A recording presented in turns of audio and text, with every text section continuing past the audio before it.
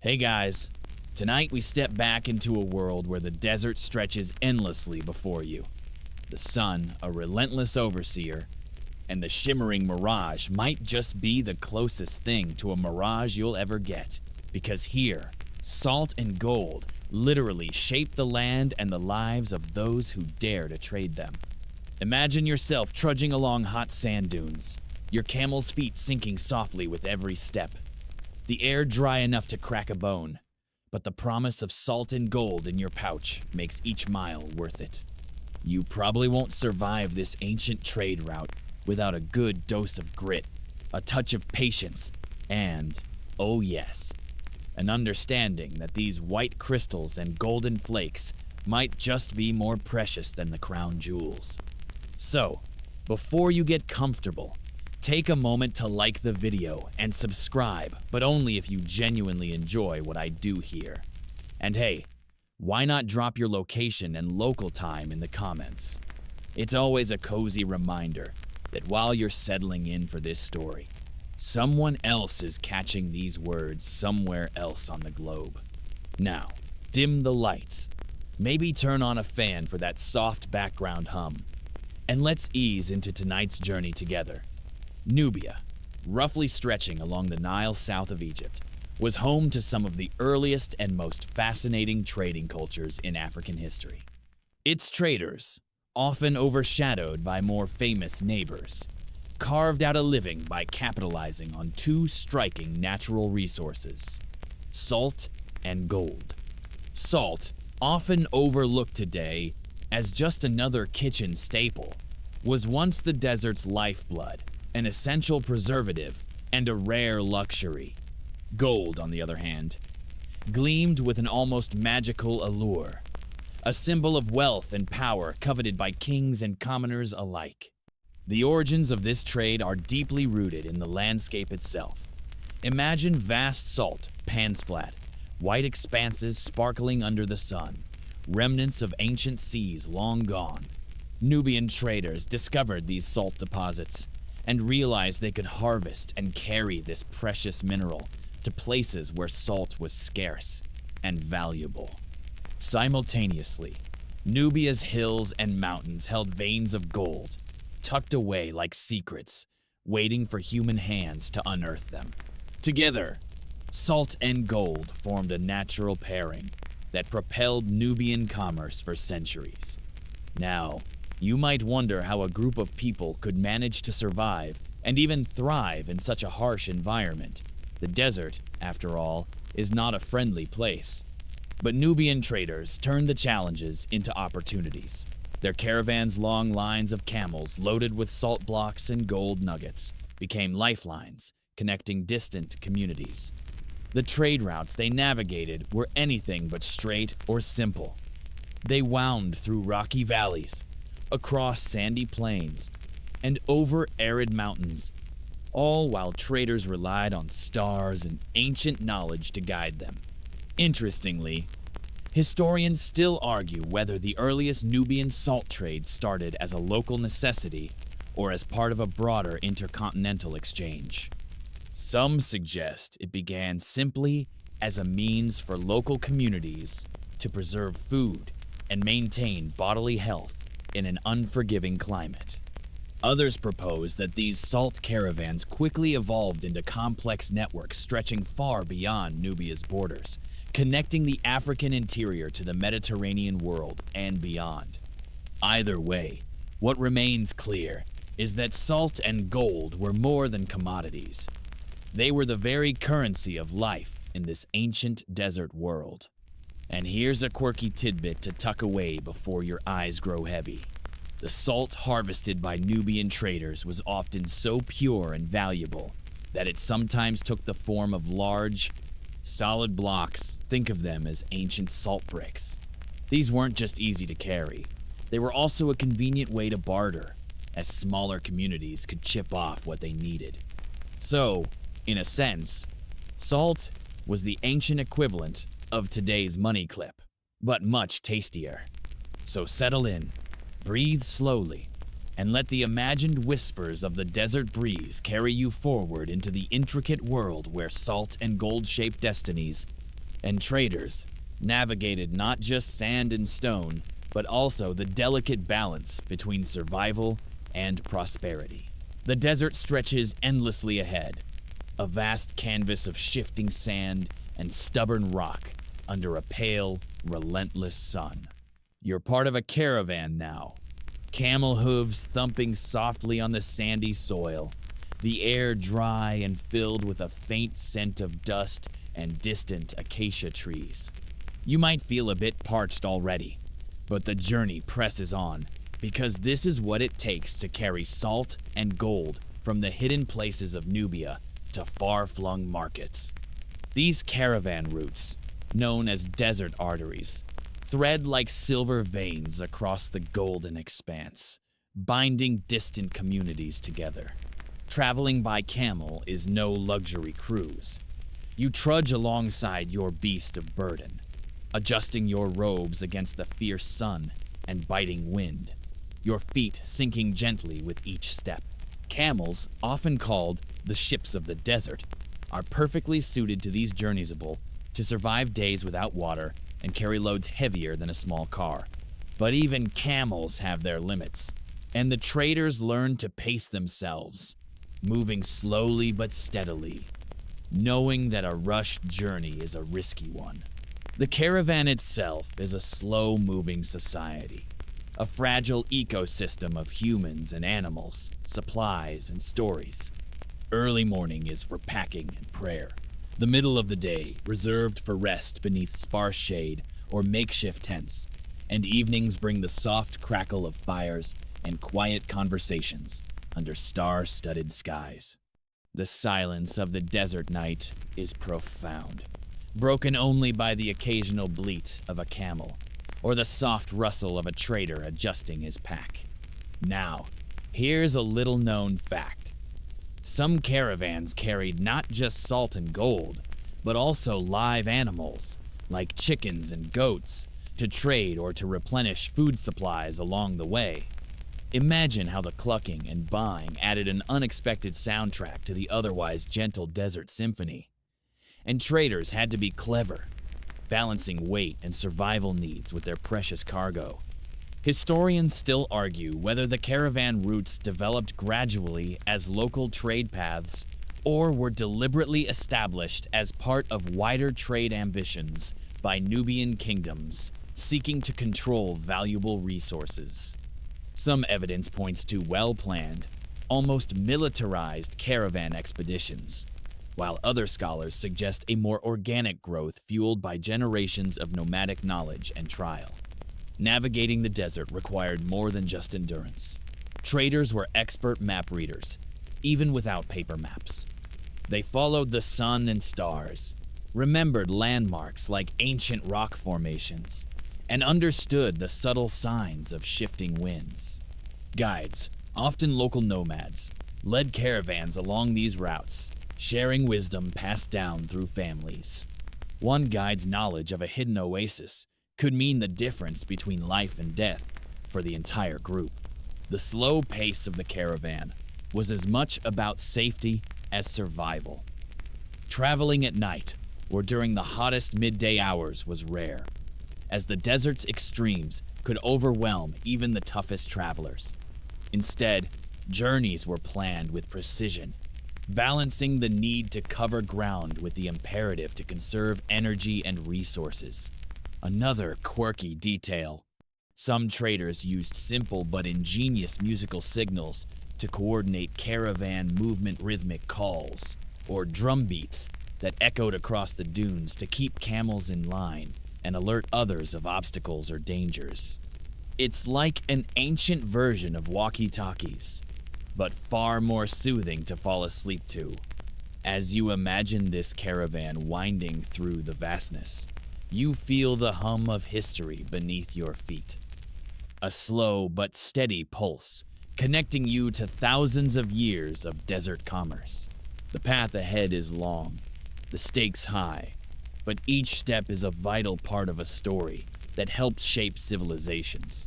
You wake up as the sun starts to peak over the horizon, casting a warm golden glow across the salt flats where your caravan has camped overnight. The air is crisp, and the scent of dry earth mingles with the faint, mineral tang of salt crystals scattered like tiny diamonds on the ground. Salt, so common to us now that we barely give it a thought, was once one of the most valuable commodities in Nubian society, prized as much for its role in preserving food as for its ability to sustain life in a land where fresh resources were scarce. In Nubian communities, salt wasn't just a seasoning or a preservation tool, it was woven into the very fabric of daily life and social hierarchy. It was so precious that it sometimes functioned as currency, traded or gifted in blocks. Families carefully rationed their salt, using it to cure meats or ferment grains, ensuring their food lasted through the hot, dry seasons. Without salt, the body struggles to maintain proper hydration and balance, so having a steady supply was vital to survival in this unforgiving environment. Interestingly, the value of salt sometimes surpassed that of gold. That's right, while gold glittered and dazzled, salt was the essential mineral that kept communities alive and healthy. Salt slabs were heavy and cumbersome, but their worth was unquestioned. You might carry a block weighing several pounds, carefully balanced on your camel's back, knowing that a single chunk could secure food or favor in a distant market. This practical value gave salt a sort of sacred status, revered almost as a life-giving force. Historians still argue whether Nubian salt production was primarily for local consumption or aimed at long-distance trade early on. Some evidence suggests that the salt was harvested, mainly to meet the needs of surrounding communities, while other scholars point to trade documents and archaeological finds that indicate salt was a major export, especially as caravans reached Mediterranean and Saharan markets. Here's a quirky tidbit to brighten your thoughts. Some Nubian traders believed that the best salt came from areas where crocodile dung was found nearby.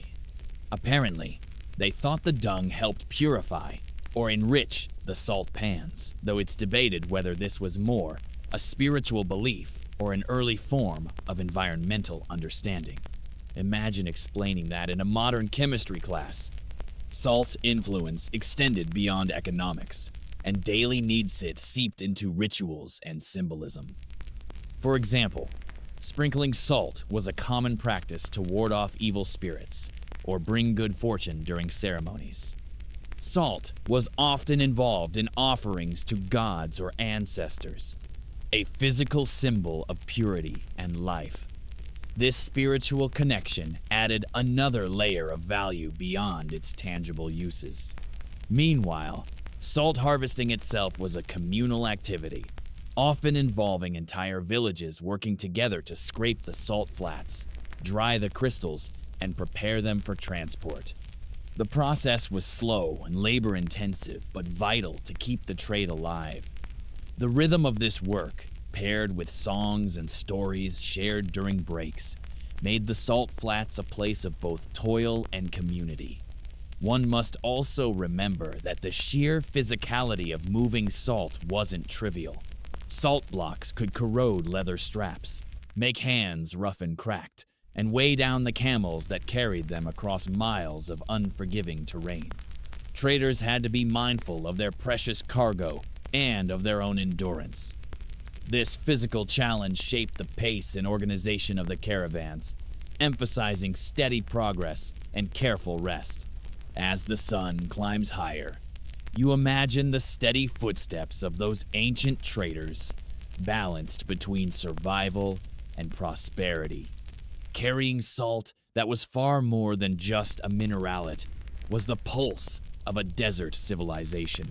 The rugged hills of Nubia hide secrets beneath their sun-baked surface as ancient gold mines that once glittered with promise and danger.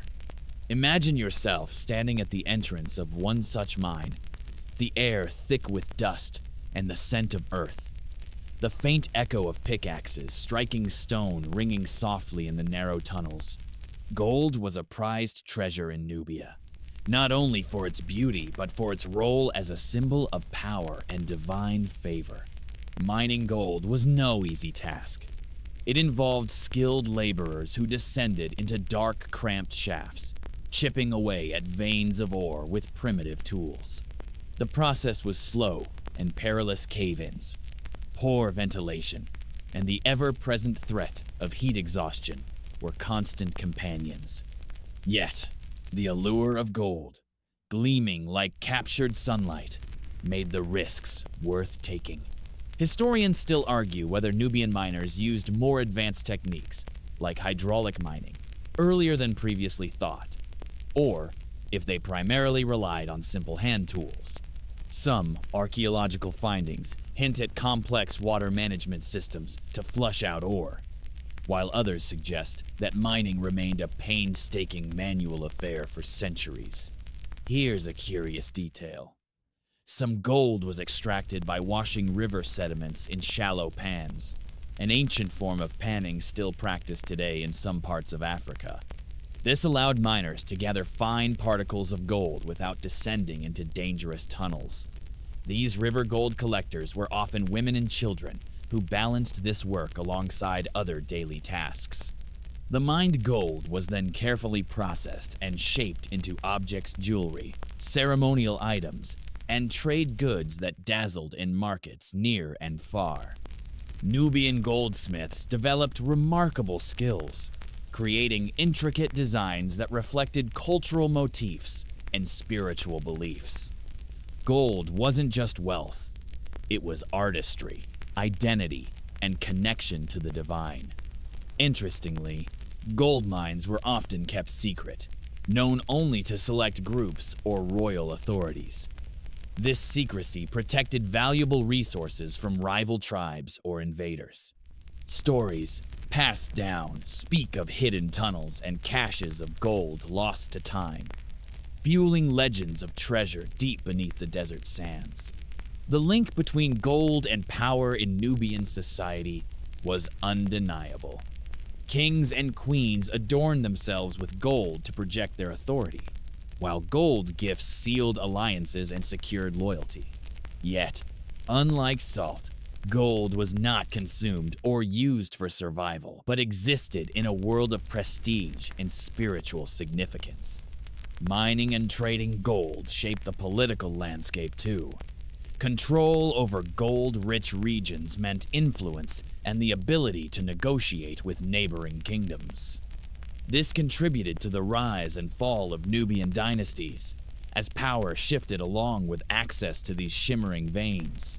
As you picture the miners' slow, deliberate work deep underground, you sense the weight of history pressing down literal tons of rock and centuries of human endeavor, all driven by the quiet, persistent quest for gold. You're now tracing the winding paths of Nubia's trade networks, a sprawling web that stretched far beyond the desert's edge. Imagine the vastness of the Sahara and the intricate connections linking Nubian traders with merchants across Africa, the Mediterranean, and even the Near East. These routes weren't just lines on a map, they were lifelines, bringing goods, ideas, and cultures into contact across thousands of miles. Nubia's strategic location along the Nile River made it a natural hub for commerce. From here, salt and gold flowed outward, exchanged for exotic goods like ivory, spices, and fine textiles. Caravans crossed daunting terrain-rocky plateaus, endless dunes, and sparse oases each leg of the journey, requiring meticulous planning and resilience. One of the most fascinating aspects of these trade networks was their role in cultural exchange. Traders didn't just carry commodities, they carried stories, technologies, and religious practices. This slow diffusion of culture helped shape the civilizations bordering the Sahara and beyond. Historians still debate how extensive these networks really were. Some argue Nubian trade was mostly regional, confined to African borders, while others point to evidence of contact with Mediterranean ports and Arabian markets. Recent archaeological finds of imported pottery and coins suggest a more cosmopolitan trade than previously imagined. A quirky detail. Along these routes, some caravans carried salt blocks shaped like cakes or discs, designed not just for ease of transport, but to resemble local coins or tokens. This blend of utility and symbolism highlights the sophisticated trade customs developing in this arid world. As you picture this network of pathways, you can almost hear the rhythmic footsteps of camels, the calls of traders negotiating deals, and the distant clink of gold exchanging hands. Each route was a thread in a larger tapestry of human connection, spun slowly over centuries. This web of trade shaped not only economies, but also the political alliances that ebbed and flowed with the availability of goods. Control of key routes meant power, and kingdoms rose and fell as they secured or lost their grip on these vital corridors. So, as you drift into this vision of ancient exchange, imagine the delicate balance of survival, profit, and diplomacy that defined the Nubian trade networks. A slow dance beneath the unforgiving desert sun. The sun hangs low as you settle into the marketplace, surrounded by the gentle buzz of bartering voices and the warm scent of spices mingling with the dry desert air. Trading in Nubia was far more than a simple exchange of goods. It was a ritual woven with customs, subtle signals, and peculiar practices that often seem delightfully foreign to modern sensibilities. Imagine yourself navigating this vibrant world where salt, gold, and all manner of curious items are exchanged with a careful dance of words and gestures. Bartering here was a performance as much as a negotiation. Traders greeted each other with elaborate salutations, sometimes involving symbolic offerings of water or incense before even mentioning price. Patience was a currency in itself. Bargains could stretch for hours or even days, with both parties weaving stories and weaving trust. You might find yourself haggling over the weight of a salt brick, or the purity of a gold nugget, or even the value of a bundle of rare spices brought from distant lands. Interestingly, some goods traded defy expectations. Beyond salt and gold, Nubian traders exchanged items like ostrich, feathers prized for ceremonial dress exotic animal skins, rare beads, and even live birds that were believed to bring luck. It's easy to imagine the marketplace as a treasure trove of oddities, each with a story and a value beyond its mere physical form. Historians still argue about how standardized these trade practices were. Some believe certain regions developed codified systems of weights and measures to facilitate fair trading, while others suggest that personal reputation and honor govern transactions more than any formalized system. And here's a quirky detail. In some markets, traders use small stones or shells as temporary tokens during negotiations, passing them back and forth like poker chips to keep track of offers and counteroffers. Think of it as an early version of keeping score without a written contract. Trading wasn't just about goods, it was a social event, a place where news spread, alliances formed, and relationships deepened. Women often played crucial roles, overseeing stalls or managing logistics behind the scenes, ensuring that the flow of commerce remained smooth and steady. As you imagine the hum of voices rising and falling like waves, the clang of metal coins mingling with the rustle of cloth, you step into a timeless rhythmone where patience, trust, and a bit of gentle cunning defined success. With every exchange, the marketplace becomes not only a hub of goods, but a living storybook of human connection, resilience, and the slow dance of commerce across the desert sands. You find yourself stepping into a quiet courtyard, where Nubian women gather to weave, trade, and share stories beneath the shade of acacia trees. The role of women in Nubian trade might surprise you. They were far from passive bystanders and often took on vital responsibilities that kept the delicate balance of commerce alive. Picture women not only managing household goods, but also playing active parts in negotiating deals, organizing caravans, and preserving trade knowledge passed down through generations. In many Nubian communities, women controlled the production and exchange of textiles, pottery, and foodstuffs items that supplemented the more famous salt and gold trades. Their expertise in crafting fine cloth and pottery made them essential players in local markets.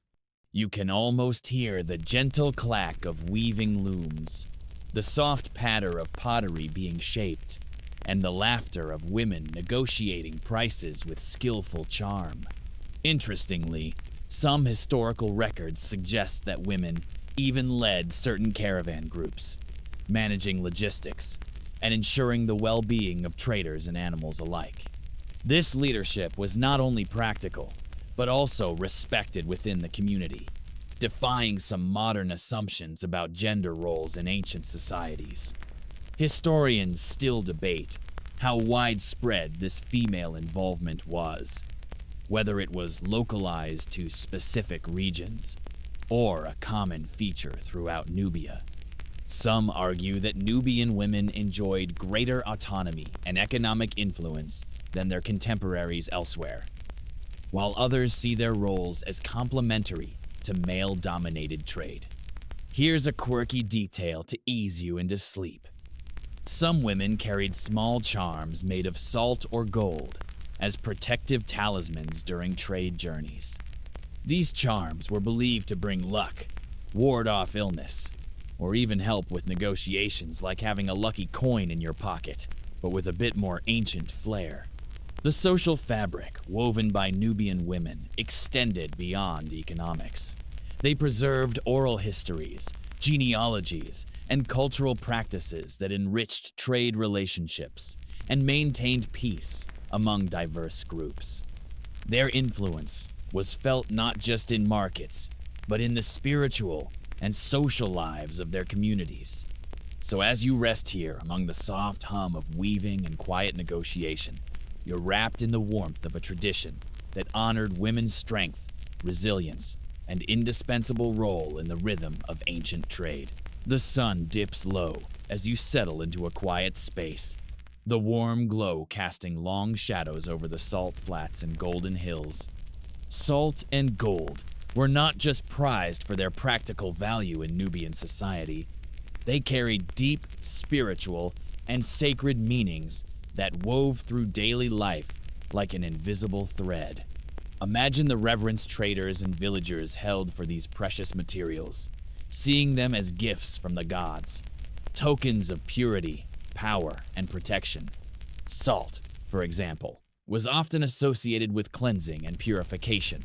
Before ceremonies or important events, it was customary to sprinkle salt around homes or sacred spaces to ward off negative energies and invite blessings. The crystalline structure of salt, sparkling like tiny stars, was thought to reflect divine light, a physical symbol of the unseen spiritual world. You might imagine villagers gently scattering salt like a sacred dust, creating a protective aura around their homes. Gold, on the other hand, was linked to the sun, itself radiant, eternal, and life-giving. Kings and priests wore gold to signify their closeness to divine power, their status shimmering as brightly as the desert sun. Gold amulets and jewelry were believed to carry protective properties, guarding their wearers against harm and misfortune. The metal was seen as incorruptible, a fitting metaphor for spiritual purity and immortality. Historians still debate the extent to which these spiritual beliefs influenced trade practices. Some argue that sacred rituals surrounded the mining and transport of gold and salt, imbuing the commodities with extra value beyond their material worth. Others suggest that while religion played a role, economic necessity often overshadowed spiritual concerns. especially during intense trade negotiations. Here's a gentle, curious detail.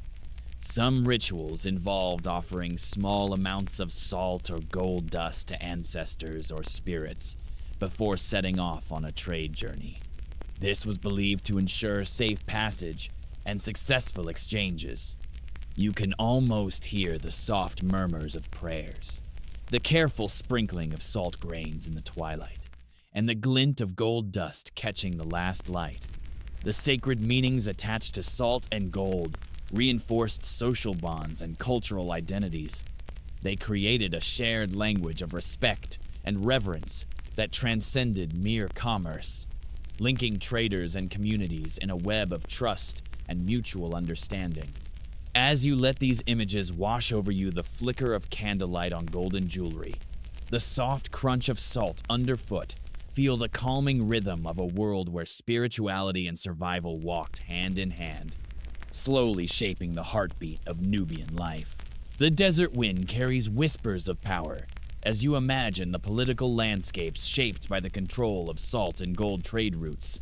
In Nubia, possessing these vital pathways was not merely a matter of wealth, it was a key to influence, alliances, and survival. Control over trade meant the ability to negotiate peace or wage war, to secure loyalty or foster rivalry among neighboring kingdoms. Think of the caravan routes as veins running through the body of the desert, delivering lifeblood to cities and settlements. Whoever held these veins wielded considerable authority. Kings and chieftains invested considerable resources to protect their interests, often fortifying key points along the trade routes, or forging strategic marriages to secure loyalty and peace.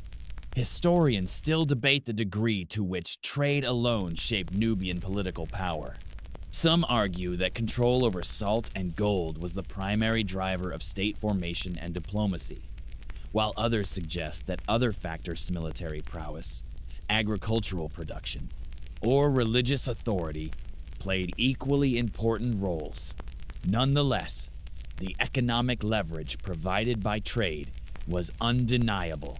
A quirky detail: some Nubian rulers employed trade guardians, officials charged with overseeing and taxing caravans passing through their territories.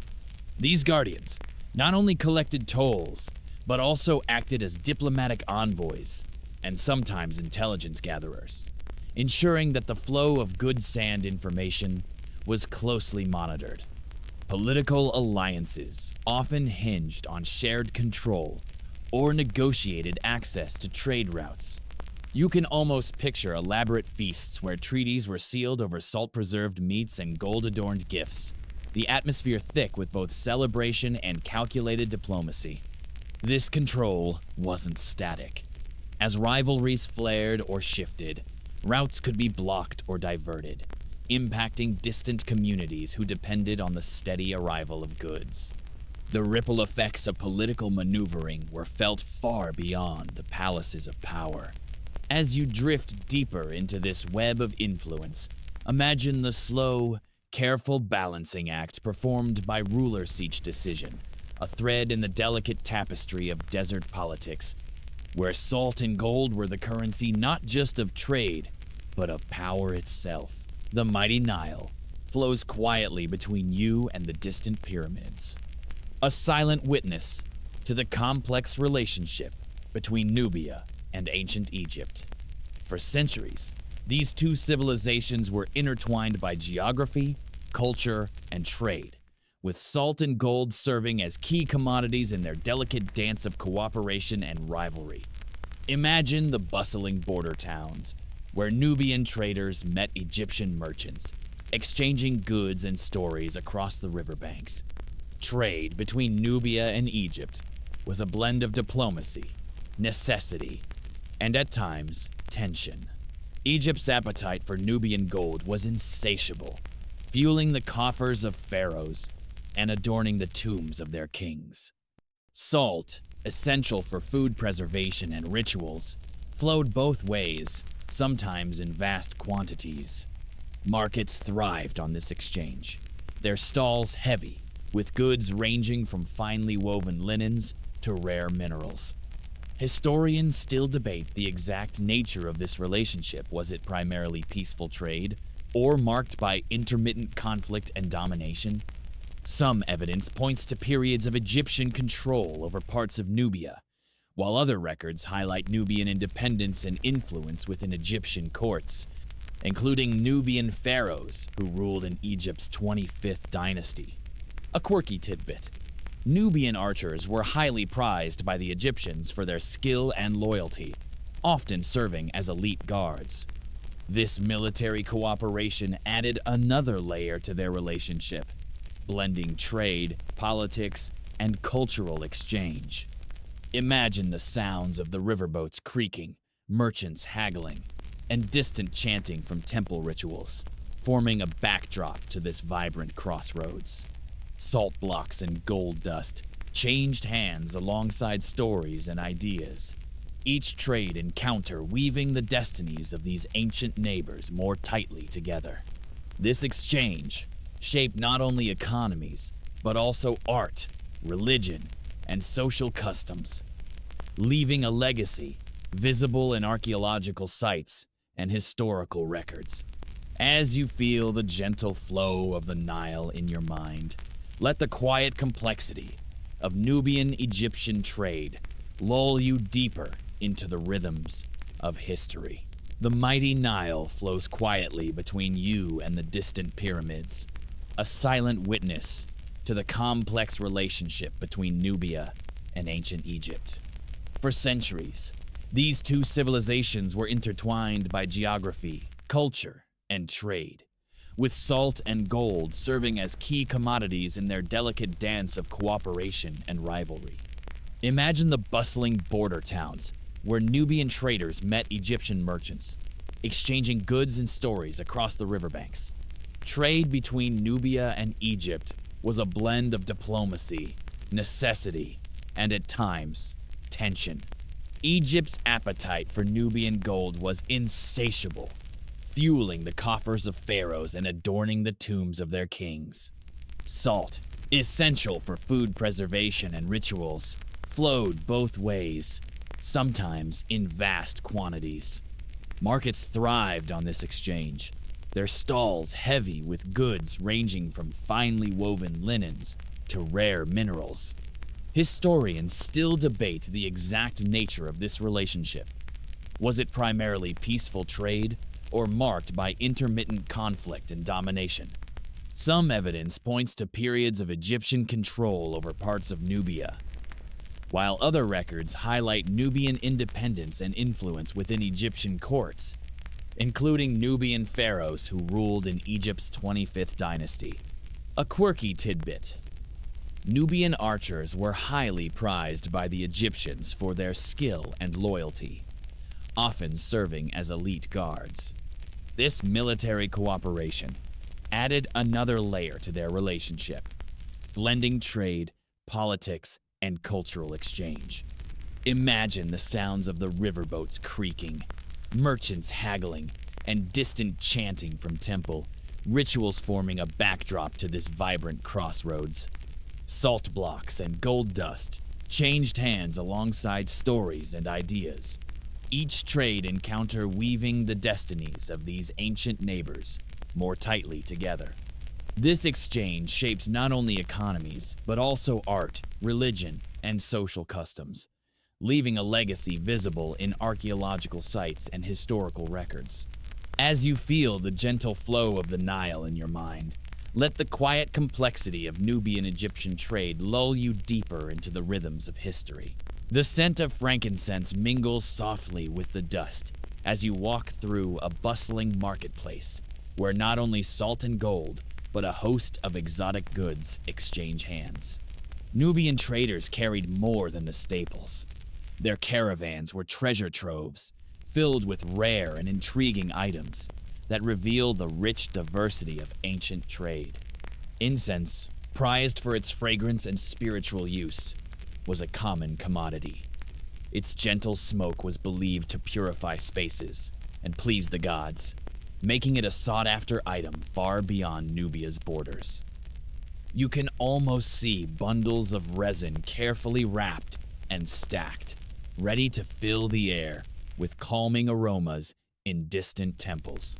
Textiles, too, wove their way through the trade networks. Nubian fabrics, often dyed with natural colors extracted from local plants and minerals, were prized for their durability and beauty. The gentle touch of hand-spun cloth brought comfort and style to those who could afford it.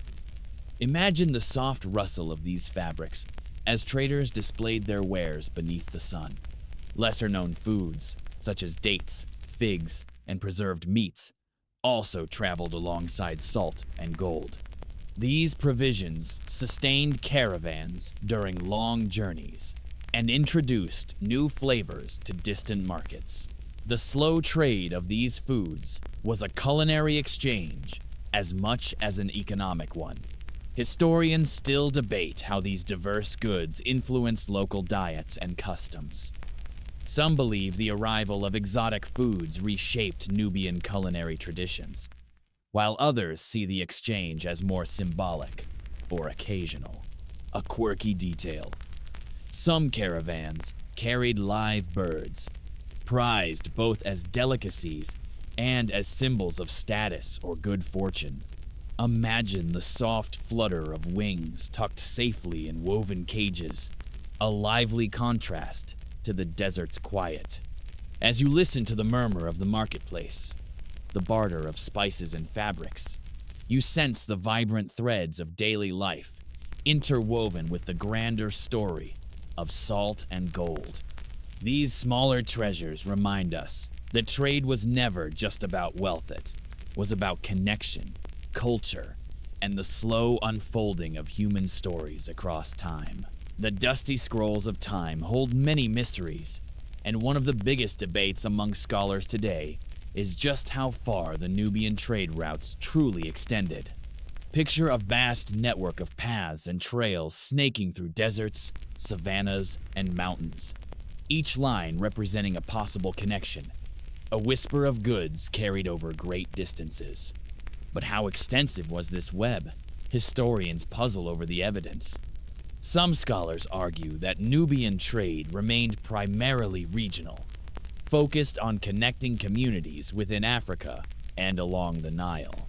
Archaeological finds like pottery shards, coins, and trade goods seem to cluster around known routes, suggesting a focused but vibrant commerce. Yet, others point to tantalizing hints, exotic materials, and foreign artifacts found in Nubia that imply trade might have stretched across the Red Sea, or even reached the Mediterranean and beyond. The debate continues, fueled by new discoveries and advanced technologies like satellite imaging and isotope analysis, which reveal ancient trade patterns invisible to the naked eye. Historians still argue whether some routes were permanent highways or seasonal paths used only in favorable times. Here's a quirky detail to keep in mind as you drift. Some traders used symbolic markings like notches on sticks or specific arrangements of stonesto to communicate secret messages about route safety or trading conditions, a sort of early social network without Wi-Fi. What is clear is that these trade routes were dynamic, shifting in response to climate changes, political upheavals, and economic demands. The fluidity of these networks made Nubian trade resilient, adapting over centuries to the ever-changing rhythms of the desert and its peoples. As you imagine these sprawling connections, stretching beyond horizons and lifetimes, feel the slow pulse of history beating beneath your skin, the enduring quest to connect, exchange, and thrive across vast distances. The sun sets slowly over the Nubian landscape, and with it, the era of the great salt and gold trade begins to shift and fade. Political changes, new trade routes, and environmental shifts all contribute to the gradual decline of the once thriving networks.